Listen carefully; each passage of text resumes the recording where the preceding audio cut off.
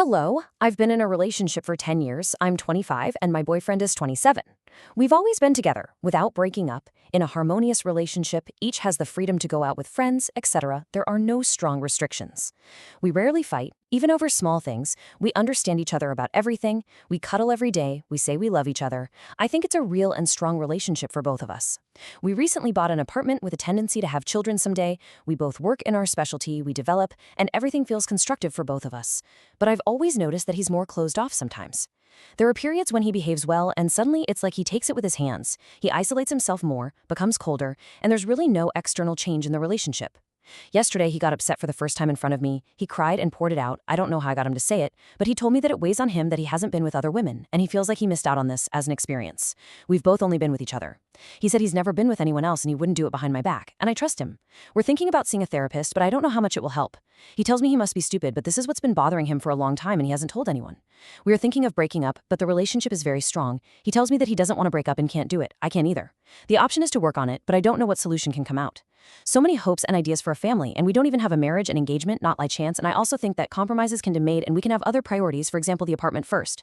He tells me that he will never stop taking care of me financially and in general and will not leave me, that he loves me very much and regrets his desires. But I don't think I should limit him. I don't want to be the shackle that stops him. And in fact, I don't stop crying and I don't know what to do. And how did this come out of a perfect relationship? Satisfying, clean, calm, with good intentions, friendly, loyal. Surely many people have gone through similar situations, but it hurts a lot, and I feel that for the first time, I don't know what to do. And that is the question, isn't it? That's the one that just echoes in your head after something like this happens and completely shatters your sense of security. So how does this kind of thing happen in a relationship that feels, from the inside, so perfect? Well, let's dive in and really explore the psychology behind this. Okay, so the very first thing we have to get our heads around is this. A perfect relationship doesn't make either person immune to their own individual journey. Just because the partnership is smooth and loving, it doesn't just pause our internal clocks of personal development. And before we get into any of the analysis, I really just want to pause here and acknowledge something crucial. The shock, the hurt, the absolute fear you're feeling, that is not an overreaction. It is a profoundly normal and deeply human response to having the very foundation of your world shaken. So what your partner is likely going through, it actually has a name. We often call it existential doubt. Think of it like a developmental crossroads that a lot of us hit, especially in our late 20s, right? As we're facing these huge, seemingly permanent life decisions. It's the thing that sparks those big, scary what-if questions about all the roads we didn't take. And you see this happen a lot with couples who got together young.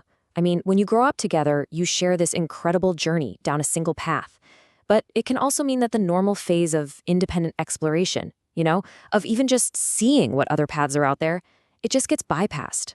And then, bam, a huge commitment like buying an apartment suddenly makes that one single path feel incredibly final. And that's what can trigger these fears that have been lying dormant. All right, let's shift gears here because this next part is maybe the most important reframing we can do. What happened here wasn't an act of rejection. It was an act of confession. And understanding that difference, well, it changes everything. Our fear, it just screams at us, right? It tells us all the things you see on the left.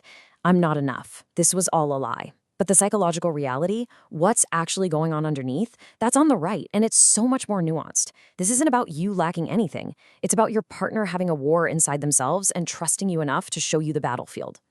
So here's the bottom line. The very fact that your partner felt safe enough to completely break down and share these messy, confusing, vulnerable thoughts with you is actually a powerful sign of the relationship's strength. They didn't hide it. They didn't act on it. They brought it to you.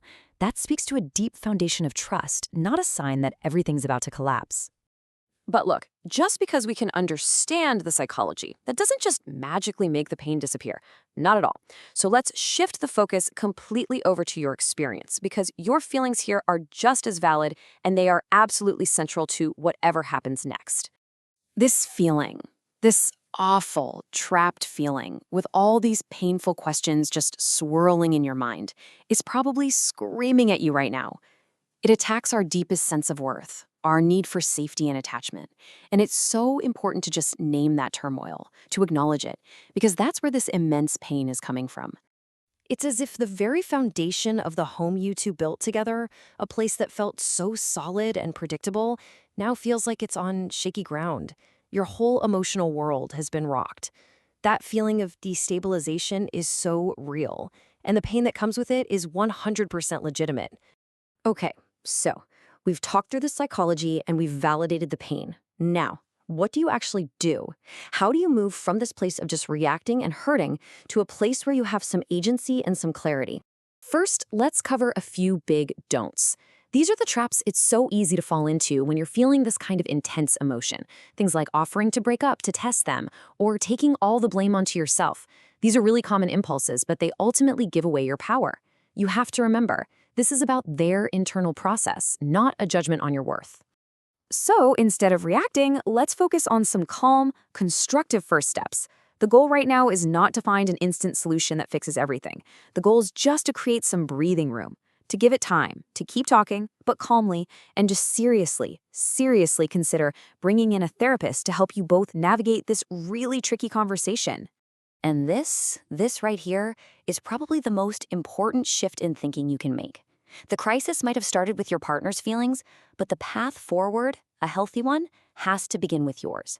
The focus has to turn inward now, to your boundaries, to your needs, to your non-negotiables.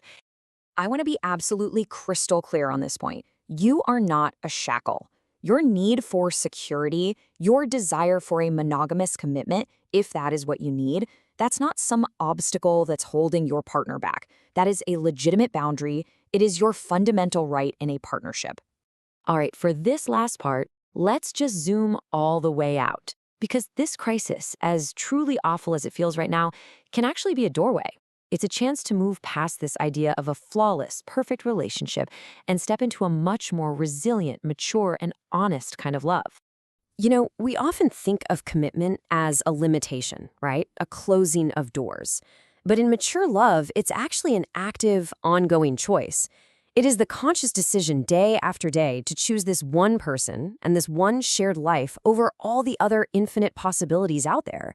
That is not a restriction, that's an incredible act of dedication. So maybe this is the crucial takeaway. Perhaps the goal was never to have a relationship that's completely free from doubt, because that might not even be possible. Perhaps the real sign of a truly unbreakable bond is a relationship that has the strength to look doubt in the eye, to acknowledge it with total honesty, and then navigate it together.